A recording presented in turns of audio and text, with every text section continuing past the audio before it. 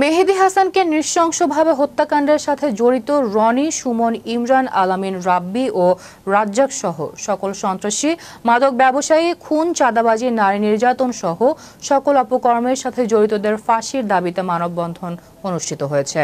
উক্ত ঘটনায় শুক্রবার মিরপুর 10 নম্বর গোলচত্বর মোড়ে বিক্ষুব্ধ জনতা রাস্তা বন্ধ করে বিচারের দাবিতে এই বিক্ষোভ মিছিল করেন। 10 ফেব্রুয়ারি 2025 তারিখে সকাল আনুমানিক 11টায় কাফরুল থানার সেনপাড়া পর্বতা আল মদিনা মিলের গলিতে রনি ও সুমন সহ অন্যান্য সন্ত্রাসীরা মিলে এ হত্যাকাণ্ড সংঘটিত করে। আহত অবস্থায় আল হেলাল হাসপাতালে নেওয়ার পর প্রাথমিক চিকিৎসা শেষে তাকে সোহরাওয়ার্দী হসপিটালে নেওয়ার পর কর্তব্যরত চিকিৎসক তাকে মৃত ঘোষণা করেন। এ ঘটনায় কাফরুল থানায় একটি হত্যা মামলা দায়ের করা হয়েছে। বিক্ষোভকারীরা বলেন, ঘটনার 4 দিন হলেও এখন পর্যন্ত অপরাধী খুনিদের গ্রেফতার করা হয়নি। 4 দিন অপেক্ষার পর আজ রাস্তায় নেমেছি। আইন শৃঙ্খলা বাহিনী ও কর্তব্যরত কাফরুল থানার পুলিশের কর্মকর্তারা জানান, অতি দ্রুত অপরাধীদের গ্রেফতার করা হবে।